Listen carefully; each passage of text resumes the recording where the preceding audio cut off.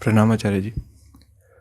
Earlier during the discussion, you were telling us that we receive Krishna in a way that we look for. And on one hand, we are reading Srimad Bhagavad Gita today, and in a more direct way, we are coming close to Him.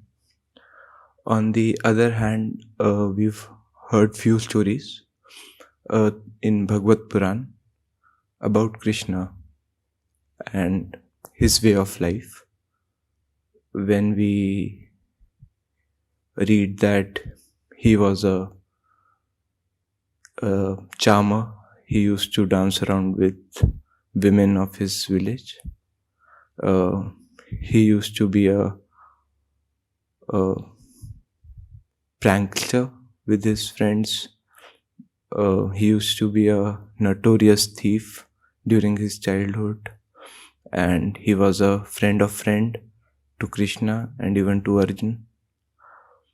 So, what is Krishna then? What's the contradiction that you are seeing? Where's the problem? We said the avatar could be anywhere, in any shape, at any time.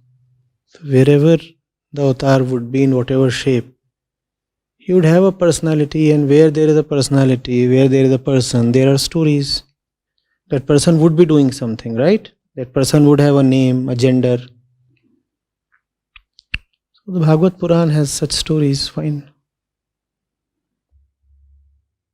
But on the other hand, like we study, we get to know that we cannot create an image of him. Creating any image of him would be falsity, or it would be like limiting. You should not limit yourself to one particular image of him. That's where the problem lies. Not that you cannot have an image of him, but do not be too obsessed with one particular image. Else the danger is that you will miss all the other images. If you are obsessed with the lover boy image of Krishna, then you will miss Krishna when he does not come as a charming lover. And he will not always come as a charming lover. If you are obsessed with Krishna, the male, then you will miss Krishna when he comes as a woman. Because in your imagination, Krishna is the one wearing the peacock feather with the flute at his lips.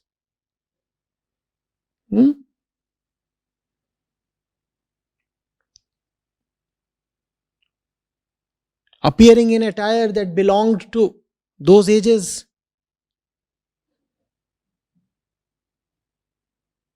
Enjoying milk and butter.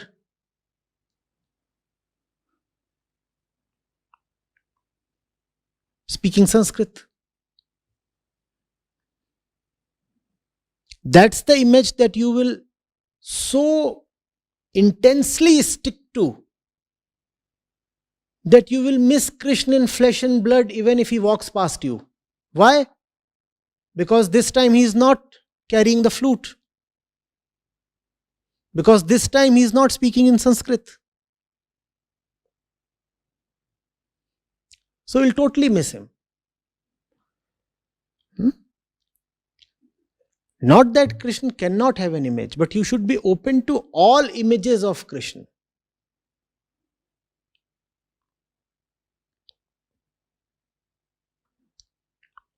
If you have to look at Krishna as Sagun, Sakar, then you have to be receptive to all images. And if you look at him as Nirgun, Nirakar, then you very well know that there can be no image.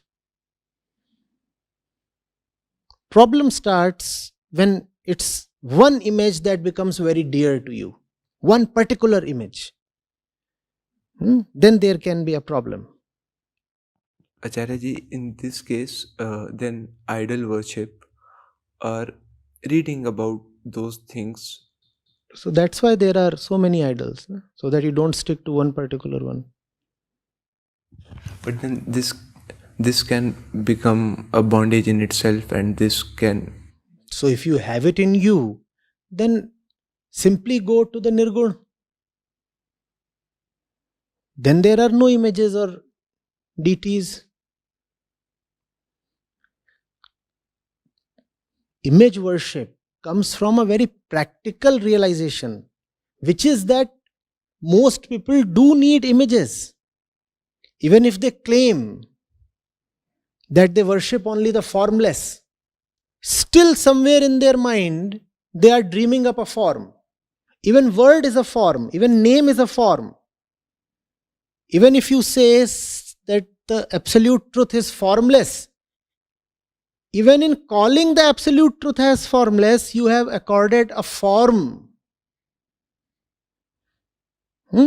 So, India has been wise enough in realizing that most people do need images and forms. So, from there comes the method of idol worship, image worship, deity worship. It's a practical method.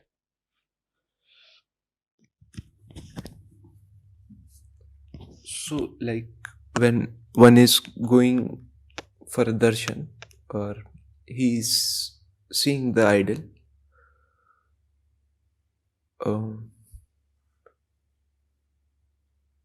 then basically he should not have any fantasies or image. Before you go to look at an image, the image should have benefited you. No? Otherwise, why will you go to look at it? It's almost like this. You read the Gita with me here, right? And intensely, let's say you read the Gita. And then you go back to your native place, you get busy with your usual schedule. And you start forgetting the Gita. And then when you look at the face of Krishna again, then the Gita comes back to you. That is darshan. If you have no relationship with Krishna at all, and you just look at a Krishna idol, that will not benefit you. Darshan is a technique. It helps only when some previous groundwork has been done. Are you getting it? For you to benefit from Krishna darshan, darshan of the Krishna statue, first of all, you should have had a relationship with Krishna. Now you have had a relationship. You already are full of respect for Krishna. You know the Gita. But you are ignoring it in your daily run of life. And then suddenly, you find yourself face to face with a Krishna statue. That is the moment you are strongly reminded of something. Reminded of what? The Gita. Now the statue, now the darshan is a great method.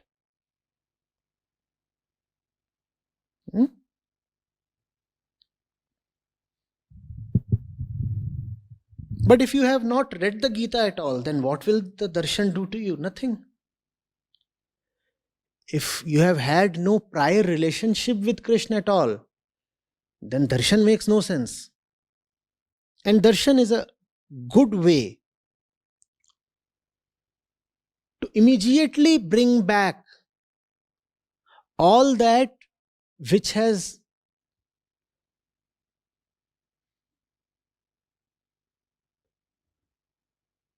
gotten a little hidden under the dust of time. It's a very efficient way. Either you could reread the entire Gita, or you could just look at the Krishna statue. So it's a fantastic method, but only for Gita lovers. So if you have a lot of virtues instilled in you, only then it makes sense to go for, let's say, sadhu darshan every morning. So the moment you look at that person, that reminds you of everything that comes from that person. Have you not seen how memory operates? Let's say there is a hotel room in which you stayed 1 year back. 1 year back, many of us, most of us might have stayed in some hotel room, right? How much do you remember today of that hotel room? How much do you remember? Very little, right? But if I take you back to that hotel room, suddenly you will find that you remember a lot. All the small events and memories will come back to life. Does that happen or not? You'll suddenly remember, oh, you know, that particular drawer was a little fractured. I remember now. But today if I ask you, you will not remember much. This is the science behind darshan. When you look at a face, all that is associated with that face comes back to life.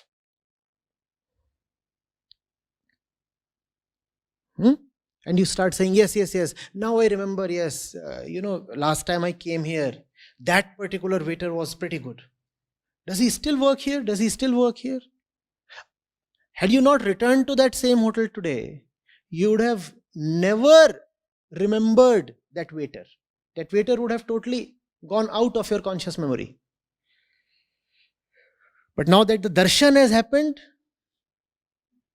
that old thing has been rekindled. So that's what. Look at the idol every day, then just looking at that face will remind you all the history that you have had with that face. And that history is quite beneficial to you. So it makes sense to look at that face in the morning.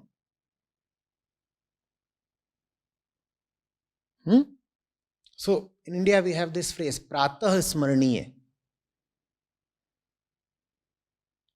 The one who has benefited you the most, you make it a routine to think of him the first thing when you wake up in the morning. When somebody has greatly benefited you, or when somebody is greatly respectable to you, then you call him pratah smaraniye. In the morning, the first thing I'll do is remember you. Because the moment I remember you, by association, I remember everything that I got from you. And there is a lot of good stuff that I got from you. It will be of help to me. I cannot remember all the little things I got from you, one by one, piece by piece. So instead, I'll remember just one thing. What? Your face. In remembering this one thing, I automatically get to remember the 1,000 things that I got from this face. That is called darshan.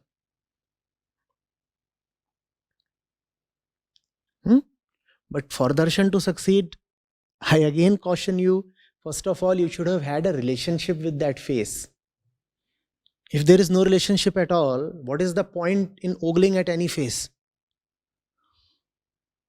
A face is just a face. It's a geometry.